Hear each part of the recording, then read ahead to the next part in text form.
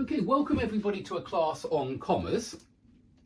Now in the UK, for a very long time, commas have been taught simply by saying two things: lists, pauses. Now I don't think that's been very helpful. I don't think that editors have lists, pauses in their mind, and neither do proofreaders. They actually have a more complicated list of reasons for using a comma. And we're going to look at why commas are used, and not only will we look at why commas are used, but also we will see them being used like this in the books, yeah, in 1984, in Frankenstein, in Lord of the Flies, because I want to convince you that commas are not used willy-nilly whenever you think there might be a pause there, but they're actually used according to certain rules, according to certain guidelines. So firstly, yes, they are used in lists, yeah? And this is something we have already covered on this course. I want to revise everything we've covered and maybe add a few other things which you might not know about commas. But they're certainly used for lists, it's true. Lists of nouns are the most obvious one.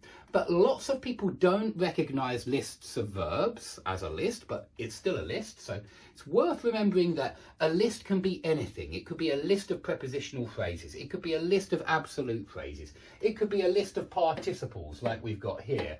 You know, the list can literally be anything. And so try not to oversimplify the idea of lists needing commas, because actually it's quite complicated. So let's have a look. Remember that it's only lists of coordinate phrases. For example, if you've got a list of adjectives, like an expensive metal saw, if you can't change those adjectives around, they're not coordinate and you mustn't use a comma. But if you can, have a look at this from 1984. The face gazed up at him, comma, heavy, calm, protecting. Now we need these two commas because we've got 1, 2, 3 coordinate adjectives. You could use those in any order, I'm sure you agree. So what about this one? Well, this one is to show that the adjectival phrase goes back to describe the face.